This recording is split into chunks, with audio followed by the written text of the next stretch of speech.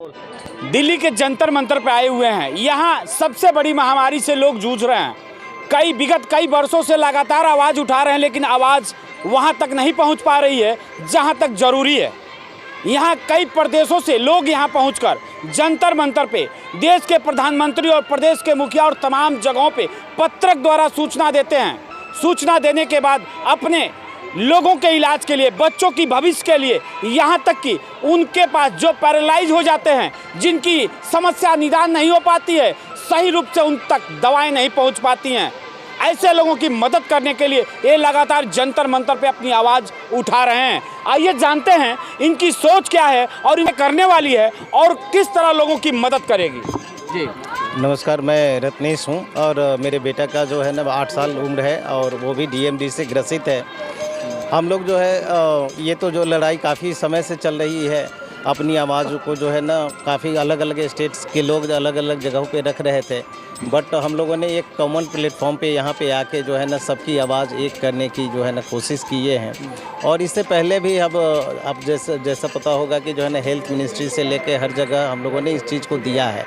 सरकार को भी इस बात की अवगत है, बट वो आगे कोई कार्रवाई नहीं हो पा रही है। आप अपने माध्यम से जंतर मंतर पे जो आवाज़ उठा रहे हैं, इसका क्या प्रभाव पड़ेगा और इसके प्रभाव होगा कि नहीं होगा? अगर नहीं होता है तो आगे की आपकी आवाज़ क्या होगी?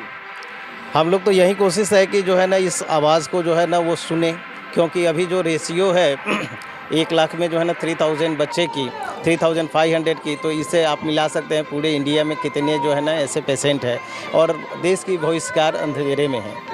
तो मैं गुजारिश ही करूंगा, हम लोग तो यहाँ पे आए हैं गुजारिश करने ही स्वास्थ्य मंत्रालय में या मतलब प्रधानमंत्री से कि यहाँ लोग सामर्थ्यवान हैं चीज़ों को करने के लिए, जैसा कि जो है ना जीन थेरेपी और बाकी सब की जो है ना व्यवस्था की जाए, जिसकी से जो है ना सारे बच्चों का कल्याण हो। क्या नाम है आपका? रत्नेश वर्मा। अभी रत्नेश वर्मा जी से बात हुई है, उन्होंने बताया जिस तरह से वो आवाज़ को यहाँ तक कि आम जनता की आवाज़ बनना चाहते हैं और लोगों की मदद करना चाहते हैं और ऊपर से गुजारिश कर रहे हैं कि हमारी मदद की जाए और इस बीमारी को दूर भगाया जाए। आइए जानते हैं इस चीज़ को लेकर यहाँ के और भी लोग हैं, उनकी क्या राय है और वो क्या कहना चाहते हैं।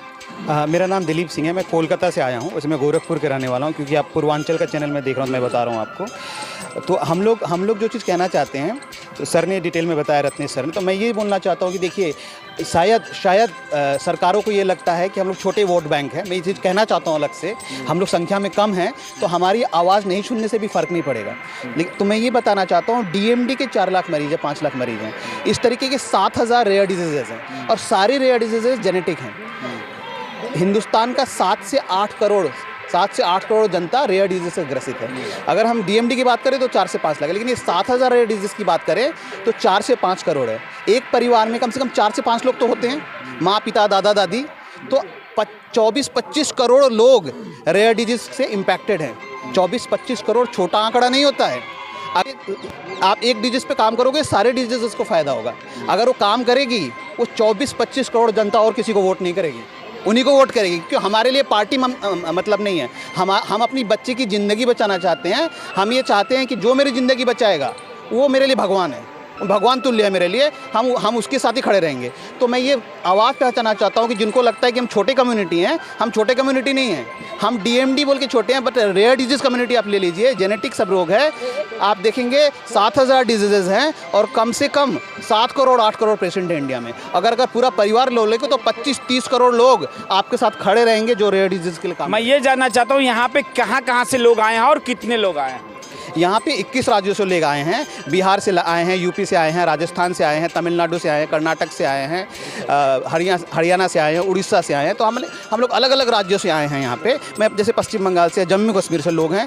21 राज्यों से आए हैं लोग, अपने बच्चों को लेके आए हैं। आप देख रहे हैं व्हील चेयर में बड़ी तकलीफ होती है, हम लोग ट्रेन में नहीं उठा पाते हैं, हम लोग हाथ से उठा के लाना पड़ता है। हम लोग लेकिन आए हैं क्योंकि वो जो कहते हैं ना, जंगल में मोरना था किसने देखा। हम दिल्ली से हज़ारों मील दूर रह रहे हैं, हमारी तकलीफ को नहीं जानता, हमारे बच्चे घर से बाहर नहीं निकल निकलते हैं, तो लोगों को मालूम भी नहीं है ऐसी प्रॉब्लम है। लेकिन आज जब जंतर मंतर पे खड़े होकर हम लोग बोल रहे हैं तो सबको मालूम चल रहा है ऐसा भी एक रोग है, ऐसा भी एक डिजीज़ है, और हमारे ही देश में हमारे ही देशवासी इस तरह की ज़िंदगी बिता रहे हैं। तो जिसके कारण हमको लगता है कि अभी लोगों में जागरूकता बढ़ेगी, आप लोग आवाज़ पहुंचाएंगे सब तक। सरकार की जिनकी खिड़कियां बंद थी, दरवाजे बंद थे, शायद दरवाजे और खिड़कियां खुलेंगे। हमारा शहर ही है, योगी जी का ही शहर है। मैं योगी जी से ये गुजारिश करूंगा कि जिस तरीके से एक हमारा संविधान हमें राइट टू हेल्थ कहते हैं, right to live with dignity, इज्जत के साथ जीने का जो अधिकार मिलता है, ये अधिकार हर बच्चे का है। मेरी उनसे गुजारिश है कि वो इस पे पर्सनल अटेंशन दें और ये इंश्योर करें कि हमारे यहाँ पे यूपी में नहीं, पूरे भारत के जितने बच्चे हैं, हर बच्चा एक इज्जतदार ज़िंदगी जी सके, वो स्कूल्स में जा सके, पढ़ाई कर सके, जो शॉपिंग मॉल्स होते हैं, पार्क्स होते हैं, वो व्हीलचेयर के बच्चों के लिए भी एक्सेसिबल हो। आज के डेट में वो संभव नहीं होता है। मेरा नाम दिलीप सिंह है। अभी आप दिलीप सिंह की बातें सुने हैं कि इनका ये कहना है हर बच्चा करे पुकार, जीवन दान, यानी जीवन दान देने के लिए आपको आगे बढ़ना पड़ेगा। और सभी लोग दूर दराज 21 प्रदेश से, यानी भारत के कई प्रदेशों से घूम के यहाँ पहुँचे हुए हैं जंतर मंतर पे, ताकि उनकी आवाज़ ऊपर तक जा सके। आइए जानते हैं इनकी क्या पुकार है और ये अपने बच्चों के लिए क्या हक मांग रहे हैं और क्या कहना चाहते हैं। मेरा नाम सत्यप्रकाश पाठक है, मैं यूपी से बिलोंग करता हूँ। सर, मेरा ये कहने का मतलब है कि आज यहाँ 21 स्टेट के लोग आए हुए हैं, 21 स्टेट के लोग आए हुए हैं। और देखा जाए तो जो स्वर्णिम चतुर्भुज योजना के तहत जो माननीय अटल बिहारी वाजपेयी जी ने जो एक योजना चलाई थी, उस योजना के तहत आज नॉर्थ से यानी जम्मू कश्मीर से, फिर अपने वेस्ट में आ जाएं तो पंजाब से, हरियाणा से, ये अपने साउथ में चले जाएं तो तमिलनाडु से, केरला से, और अपने पूर्वोत्तर में आ जाए तो बिहार से और उत्तर प्रदेश से। हम लोग इतने लोग आखिर क्यों इकट्ठा हुए हैं सर? कोई तो पीड़ा होगी हमारे मन में, कुछ तो दर्द होगा। 100% सर यहाँ के लोगों को ये पता है, 100% लोगों को पता है कि हमारे बच्चे अगर यही सरकार का रवैया रहा तो सबसे भारी चीज़ हमको उठाना पड़ेगा, वो है अपने बच्चे की अर्थी।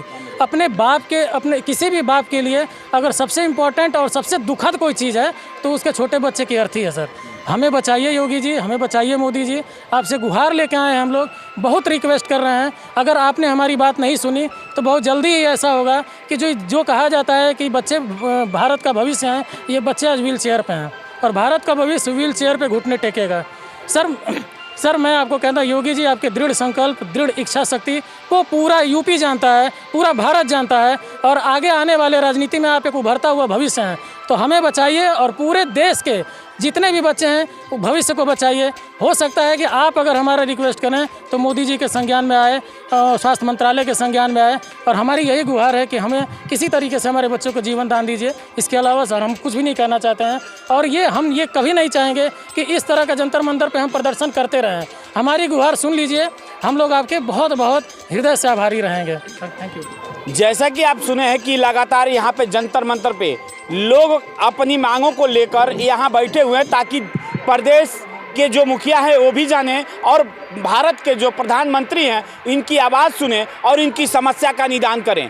क्योंकि यहाँ दूर दराज से लोग पहुँचे हैं कुछ आशा और विश्वास के साथ, क्योंकि उनके बच्चों की भविष्य और पूरे भारत की भविष्य एक अंधकार में जा रही है। उस आवाज़ को उठाने के लिए जंतर मंतर की जगह को चुना है, ताकि पूरे देश में एक संदेश जाए और लोग जागरूक हों और ताकि इस समस्या का निदान हो। इसी के साथ जय हिंद, नमस्कार।